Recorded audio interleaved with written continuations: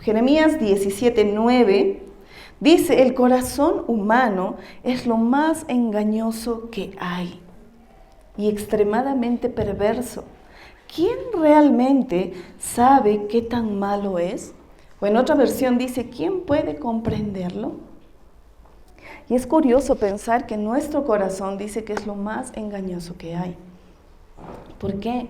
Porque sí pasa que si nosotros usamos un lente distorsionado, la manera como vamos a mirar las cosas también van a ser distorsionadas.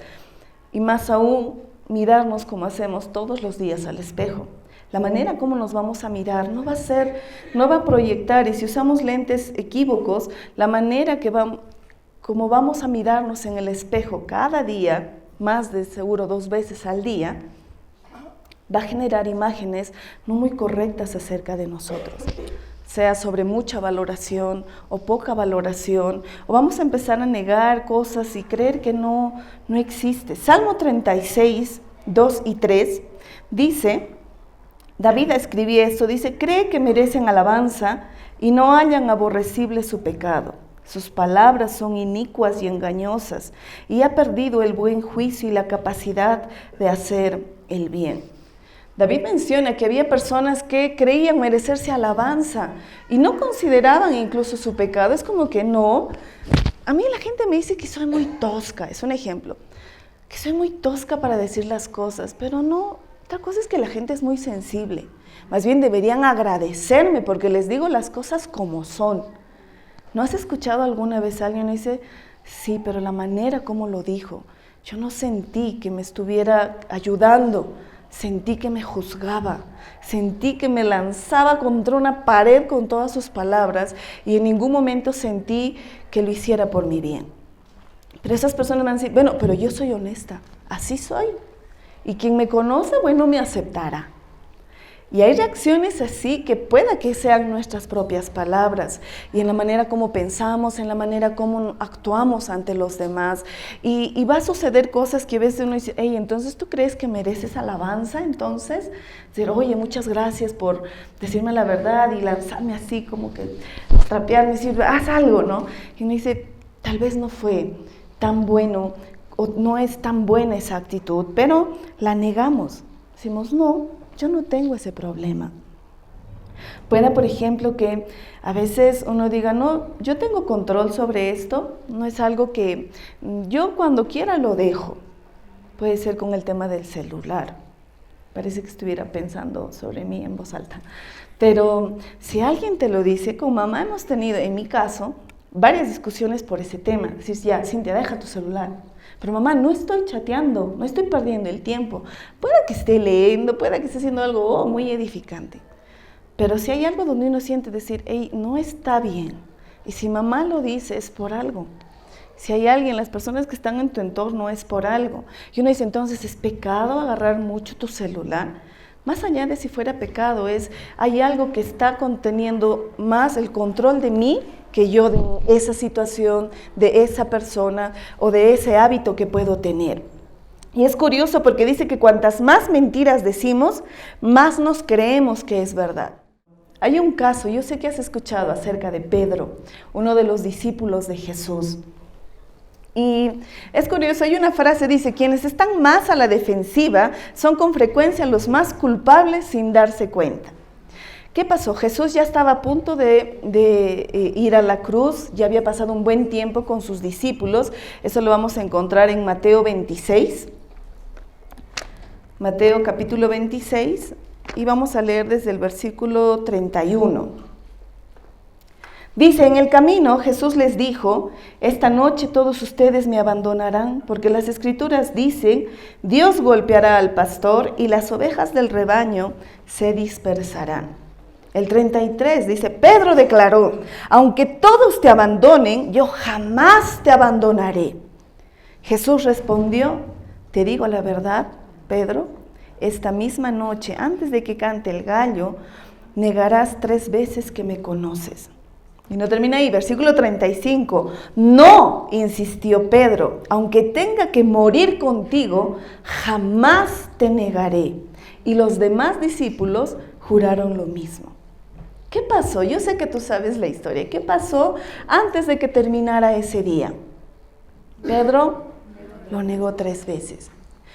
Ahora yo decía, si yo fuera Jesús, malazo, ya es mi imaginación, si yo le dijera, tú me vas a negar, y que esa persona me diga, no, jamás, Cintia, yo hasta la muerte contigo, y yo supiera que lo va a hacer, diga, no seas hipócrita, yo le diría, oye, yo sé que me vas a negar, qué mentira, pero qué bueno que Jesús no es como yo, porque me encantó la respuesta de Jesús, porque le decía, te digo la verdad, es como que, escúchame, no lo digo por juicio, no te autoengañes, te conozco y aún así te amo y sabiendo eso de antemano te escogí y aún después de que lo hagas te voy a seguir amando. Pero no quiero que te autoengañes o que te confíes solamente en tus fuerzas.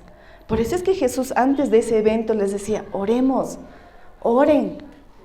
¿Por qué? Porque va a haber momentos difíciles y necesitan de Dios, necesitamos estar fuertes. Y era importante entender que hay muchas veces que Dios nos va a decir, ¿quieres que te diga la verdad? No, Dios, todo está bien, yo tengo el control, jamás voy a hacer eso. No, yo respeto a mi enamorada, jamás voy a hacer eso.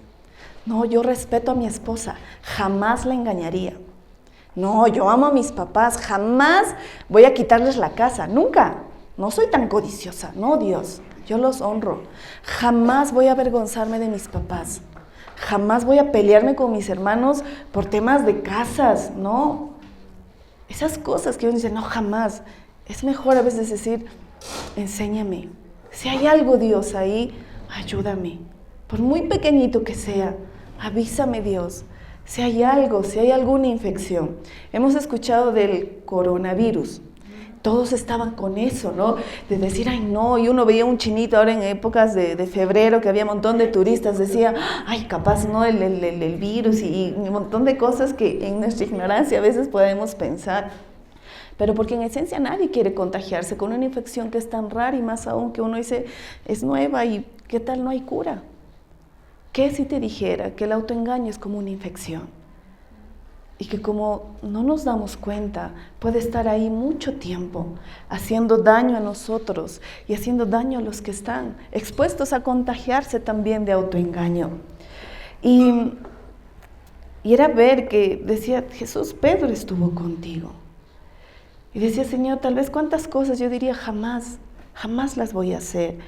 Y cuán importante es poder decir, Señor, muéstrame si hay algo que yo requiero cambiar, si hay algo que yo necesito mejorar. Y es tan importante entender que necesitamos decirle, Dios, enséñame si hay algo que sea peligroso para mí, si hay algo que puede ser ofensivo para las personas que me rodean, o incluso, Dios, si hay algo que para ti es desagradable. Y es empezar a decir, Dios, ayúdame, sé que me amas y que en tu amor vas a ser lo más honesto conmigo, porque anhelas lo mejor para mí. Proverbios 15, los versículos 31 y 32, apúntalo por favor, yo te lo voy a leer, me gusta la versión en traducción en lenguaje actual. Dice, si quieres ser sabio, acepta las correcciones que buscan mejorar tu vida. Quien no acepta las correcciones se hace daño a sí mismo. Quien la acepta gana en entendimiento. Va a haber muchas personas que te aman y van a tener una buena corrección, una crítica constructiva. Y somos lo suficientemente sabios, hay sentido común para saber cuándo una crítica es constructiva. De hecho que nos choca, ¿no? A muchos nos gusta que nos digan en qué estamos mal. Y empecé a evaluar que hay muchas cosas que podemos estar haciendo. Amo a las personas, amigos, conocidos, amo a mi familia. Pero si yo tengo cosas en mi cabeza, puedo estar conversando con la hermana Zarela y ella me puede estar contando algo muy especial, pero si mi cabeza está como que en otro lado, yo la escucho y estoy mirando, estoy pensando en otro lado, sí, ya. Y con eso que me creo que las mujeres podemos hacer varias cosas a la vez y que no necesariamente las hacemos todas bien.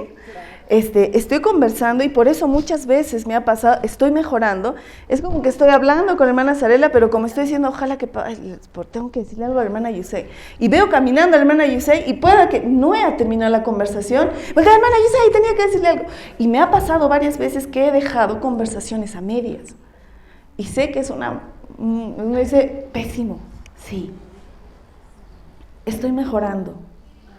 Pero entendía que esas cosas pueden generar, y cuando le decía, soy despistada, y ella me decía, ya, y mi hermana bien buena, ¿no? Me dice, ya, no eres creída, pero tienes que cuidar que para muchos eso se puede notar así. Y no puedes decir, ay, qué mal pensados que son, me están juzgando. Y decía, sí. Así que tuve que escribir a mi compañera y tratar de acordarme el apellido y decirlo, tendré mis contactos en Facebook. Y felizmente sí. Y cuando lo volví a mirar dije, sí es él. Le escribí y le dije, discúlpame, estaba súper distraída, no me di cuenta, espero que estés bien. Hasta ahora no me ha respondido, bueno, tampoco lo he leído. Pero aprendí a que hay cosas y creo que Dios es tan bueno que aún en esos detalles te va a decir, cuida de esas cosas. Sea por despistado, sea por mucho afán, nuestras reacciones, la manera como decimos las cosas, pueden estar generando un concepto equivocado y podemos estar autoengañados, decir, no, todo está ok, todo está bien. Y es importante entender que nuestros actos, las palabras, nuestro lenguaje corporal, tiene que demostrar lo que realmente sentimos, porque puede estar comunicando algo totalmente opuesto.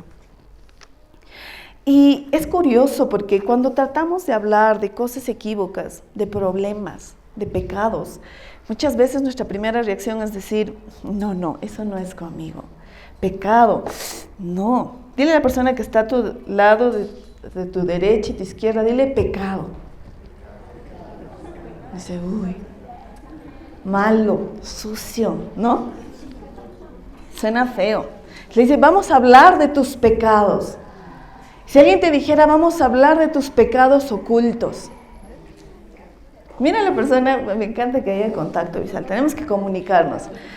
Si le dijeras a la persona, y trata a la que sea de tu confianza, le dice, vamos a hablar de tus pecados ocultos. ¿Cuál es nuestra reacción? Ya no, me están llamando, estoy ocupado, ahorita no estoy preparado. Y en esencia, jamás el deseo de nuestro Dios es avergonzarnos. Pero sí es su deseo decir, hay temas incómodos que necesitamos hablar, por nuestro bien. ¿Saben? Dice, ¿por qué a veces nos engañamos tan fácilmente a nosotros mismos? Porque le tenemos miedo a la verdad. Y es curioso porque a lo que le tememos muchas veces es lo que más necesitamos. La palabra dice que la verdad nos hará libres. En esencia anhelamos libertad, pero muchas veces no estamos preparados para la libertad. Sé que es un mal ejemplo, pero siempre se me ha pasado por la cabeza. He escuchado que hay momentos en los que, por ejemplo, una esposa le puede preguntar a su esposo, dime si me estás siendo infiel. ¿La esposa está preparada para la respuesta? Creo que en el fondo esperamos que el esposo diga, no. ¿Qué te pasa? No sé, y nos vemos, no, es que yo me parece, no lo sé. ¿Qué si el esposo? Bien honesto, porque de hecho que hacemos todo un discurso previo, ¿no? Acerca de la honestidad y de lo importante que es decirnos la verdad uno al otro. ¿Y qué si el esposo dijera sí? ¿Cómo reaccionaría la esposa? Diría, no te escuché. Es curioso porque pedimos la verdad y muchas veces no queremos en esencia la verdad. Si fuéramos a nuestras casas y dijéramos, dime la verdad, ¿cómo estoy? ¿Cómo te sientes? ¿Papás se sienten amados por mí? ¿Papás estoy cubriendo sus expectativas? Díganme en qué estoy fallando, ¿estoy preparada? ¿O lo primero que va a hacer es ir a la defensiva? Y es curioso porque hay una frase, dice, el pecado no es dañino porque esté prohibido, sino está prohibido porque es dañino. Eso lo dijo Benjamin Franklin, para que no digan, se está inventando de dónde, o ella lo ha dicho. No, dijo, el pecado no es dañino porque esté prohibido, sino está prohibido porque es dañino. En esencia, Dios, cuando hay cosas que dice, no es bueno, Cintia, que hagas esto, que digas esto, que pienses de esta manera. No es pues decir, no, porque está prohibido y no se ve bien. Es porque es dañino para tu vida. No es bueno para ti, ni para los que están a tu alrededor. Es curioso porque hay un patrón de conducta cuando entramos en temas de pecado. Uno es el pecado que cometemos. ¿Qué viene después? Usualmente es encubrirlo, que nadie sepa. 3, si alguien se entera, niégalo todo. Pero siempre viene el 4, hay revelación. ¿Qué quiere decir? Eso tarde o temprano se va a llegar a saber. Y eso está en la Biblia. Segunda de Samuel, hay un caso con David. ¿Cuántos han escuchado alguna vez del rey David? ¿Sí? Buenazo. Hubo un evento no muy cómodo en la vida de David. Y está en Segunda de Samuel, capítulo 11. Fue como David conoció a Betsabé. ¿Quién era Betsabé? Betsabé fue la mamá de Salomón. Para que me diga, ya ese rey que era bien sabio. Exacto. La mamá de ese rey se llamó Betsabé. ¿Cómo es que David conoció a Betsabé? En el capítulo 11, empezando desde el versículo 1, vamos a leer del 1 al 5. Dice, voy a tratar de saltarme algunas cosas para remarcar las que no son de mayor importancia en este momento. En la primavera, cuando los reyes suelen salir a la guerra, David envió a Joab al ejército israelita para pelear contra los amonitas. Destruyeron al ejército y sitiaron la ciudad de Rabá. Sin embargo, David se quedó en Jerusalén. ¿Quién estaba mencionándonos? Que para esa época David debía haber ido a la guerra. Era en esas épocas en las que usualmente todo rey que sabía que su nación estaba en batalla, en este caso contra los amonitas, era el rey quien iba al frente de la batalla. Era parte de lo que se estipulaba, pero algo le pasó a David que él mandó a otra persona, a Joab, le dijo, ve tú al frente. Y él se quedó en Jerusalén. 2, una tarde, después del descanso de mediodía, David se levantó de la cama y subió a caminar por la azotea del palacio. Mientras miraba hacia la ciudad, vio a una mujer de belleza singular que estaba bañándose. Luego envió a alguien para que averigüe quién era la mujer y le dijeron, es Betsabé, hija de Eliam y esposa de Urías. ¿Qué quiere decir? Es como que su nombre es Betsabé y está casada. Así que David envió mensajeros para que la trajeran, y cuando llegó al palacio se acostó con ella. Luego ella regresó a su casa. Betsabé, dice, recién había terminado los ritos de purificación posteriores a su periodo menstrual. Tiempo después, cuando Betsabé descubrió que estaba embarazada, le envió el siguiente mensaje a David: estoy embarazada. Y aunque David al final, y me encanta el corazón de Dios, porque ¿cuál es una de las características de David? ¿Cómo uno lo reconoce? Fue el hombre con un corazón conforme al corazón de Dios. Porque a pesar de diferentes errores, Dios conocía su corazón, pero él pasó también por ese proceso. Uno cometió el pecado. ¿Qué continúa después? Encubrirlo. David estuvo con una mujer casada y piña su situación, la mujer quedó embarazada. Uno dice, ahora paso 2, encubrirlo. Y él planeó 3. Mire, yo sé que a veces nosotros tenemos un montón, plan A, plan B y plan C. ¿Cuál era su plan A? Él mandó a traer al esposo, a Urías, lo volvió a traer de donde estaba en el campo de batalla, lo trajo otra vez donde estaban.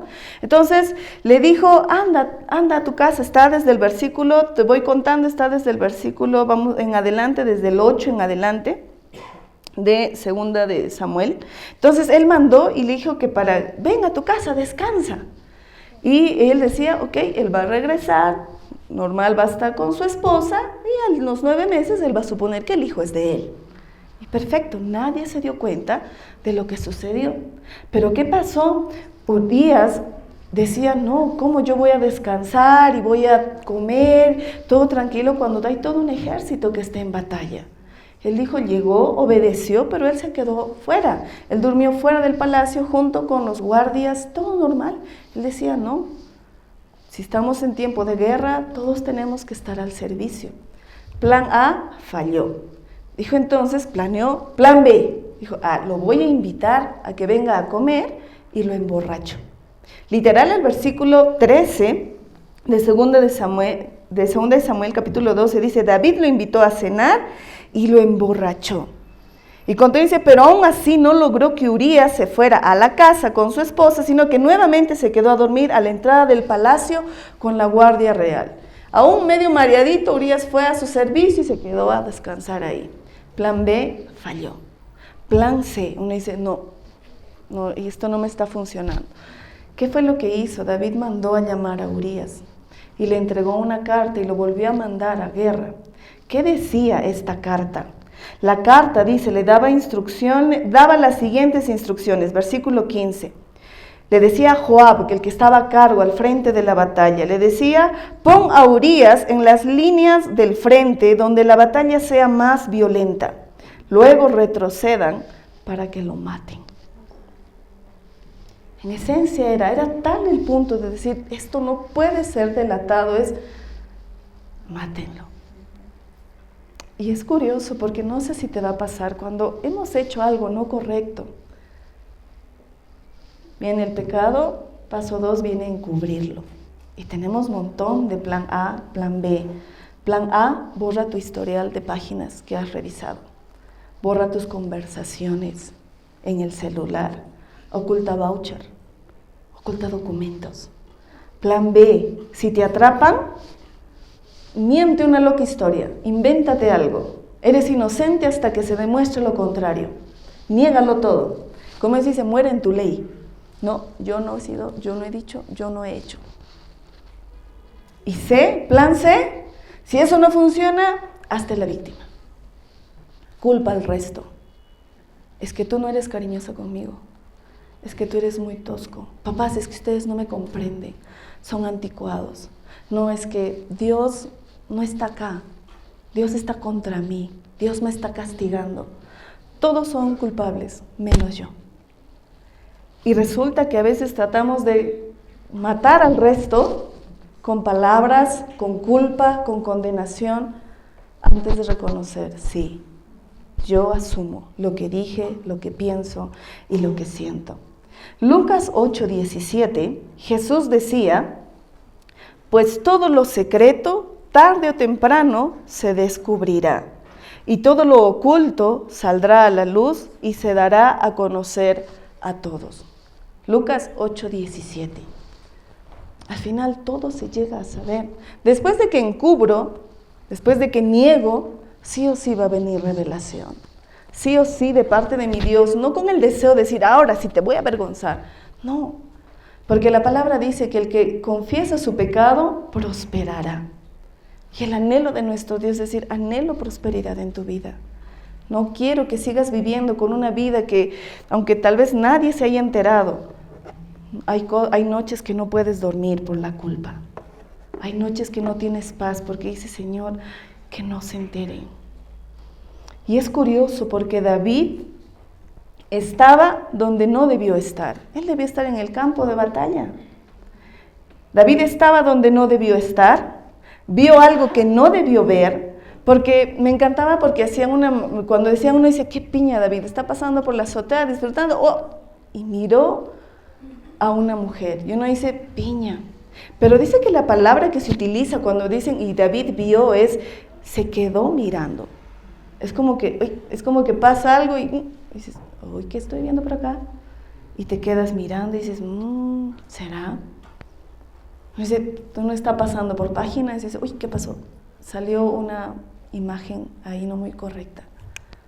Tienes la opción de o la cierras o la sigues mirando. O alguien te hizo una propuesta de dinero en el trabajo por un favor. O definitivamente dices, no hay forma. O dices, déjame pensarlo. Y hay tantas cosas que uno dice, ¿qué pasó? Vio algo que no debió ver, entonces hizo algo que no debió hacer. Y esto le costó más de lo que él nunca planeó pagar. Hay muchas cosas que suceden en nuestras vidas y decimos, no, yo tengo control. No, jamás lo haría. Pero David te dice, no te confíes. Y aun cuando hayamos caído, David creo que dijo, me salvé, nadie se va a enterar, y mira que era él el rey. Pero ¿qué pasó?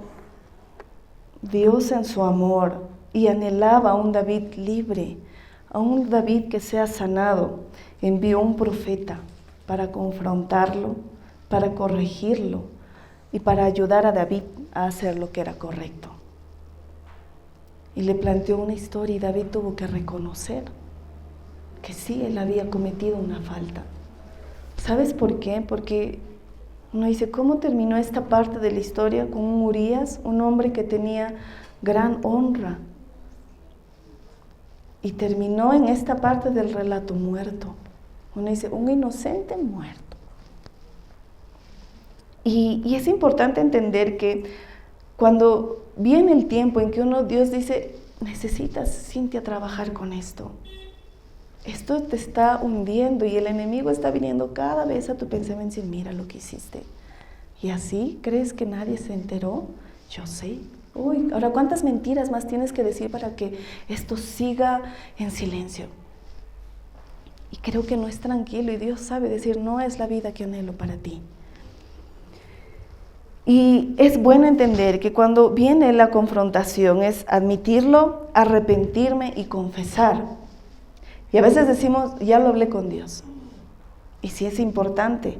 En Juan 1:9 dice, si confesamos nuestros pecados, Dios es justo y libre para perdonarnos y limpiarnos de toda maldad. Hasta ahí es la mitad de la confesión. Confesé con mi Dios. Y sé que Él me va a decir, yo te perdono, ya te perdoné en la cruz y te limpio de tu pecado. Pero hay una parte que no es tan fácil. Es a quienes perjudiqué con mi falta, a quienes ofendí con mi mala reacción. Y esa es la parte en la que uno tiene que confesar a las personas a las cuales dañé. Imagínate que alguien te falle y te dice, bueno, yo ya lo hablé con Dios, ya le pedí perdón a Dios. Dice, ok. La palabra en Santiago 5:16 dice, confiésense unos a otros pecados y oren unos con otros para que sean sanados. Cuando confesamos a nuestro Dios, recibimos perdón y nos limpia.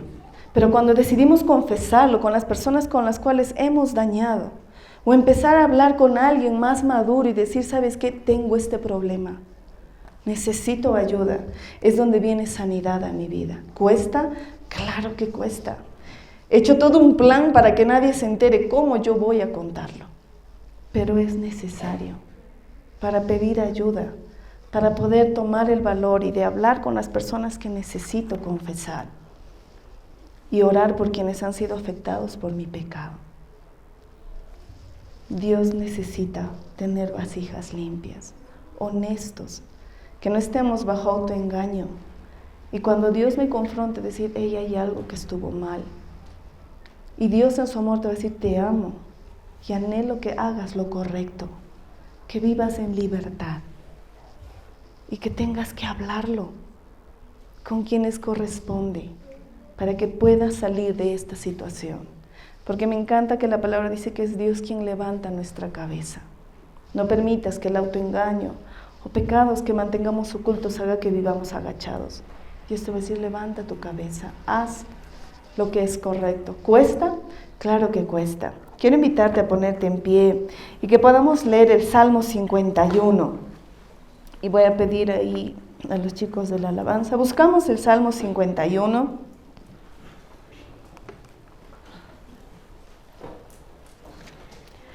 ¿Y sabes qué es lo chévere? En mi Biblia y seguro tal vez en la tuya también dice, el Salmo de David, cuando el profeta Natán fue a verlo después de que cometió adulterio con Betsabé. Después de que Dios lo confrontó y David terminó reconociendo, decir, sí, yo fui quien tomó una esposa ajena a un hombre que era su única esposa. Yo tenía varias, pero quise la esposa, la única esposa de este hombre, yo quise tomarla. Y él hace este canto en el Salmo 51.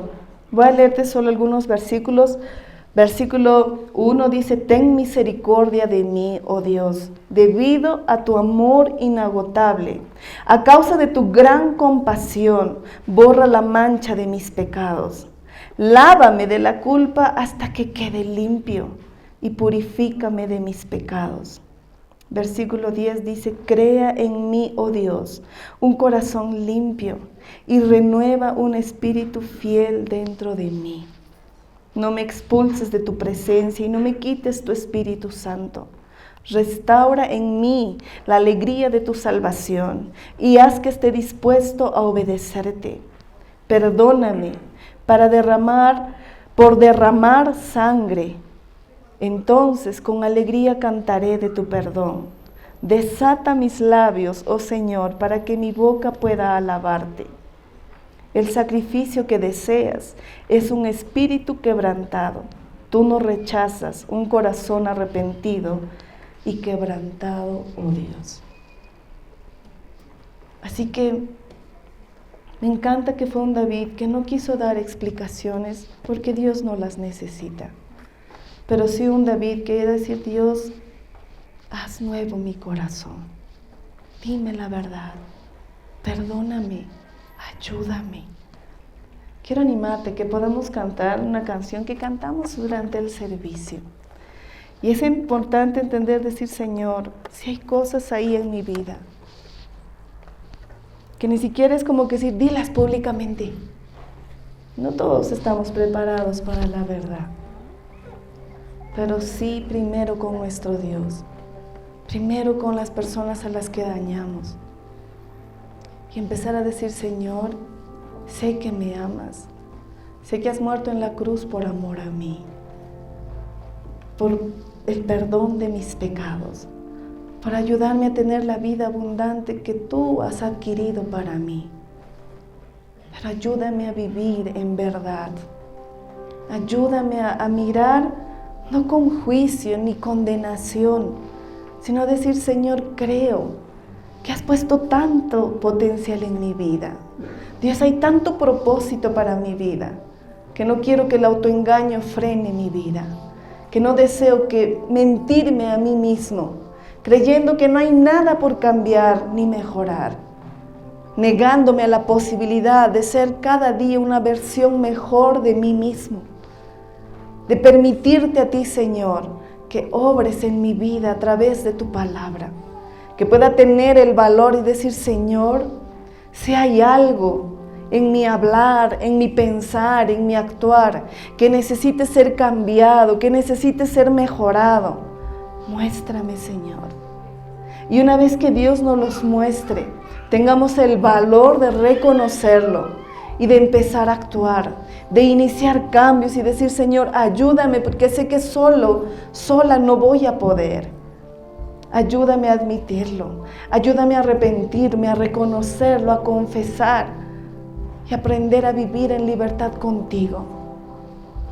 Créeme que Jesús, pudiendo condenar nuestras vidas, no lo hace, porque sabe que esa no es la forma en cómo va a ayudar a nuestras vidas, pero sí diciéndonos la verdad y estando ahí dispuesto para ayudarnos a salir de la situación en la que estamos.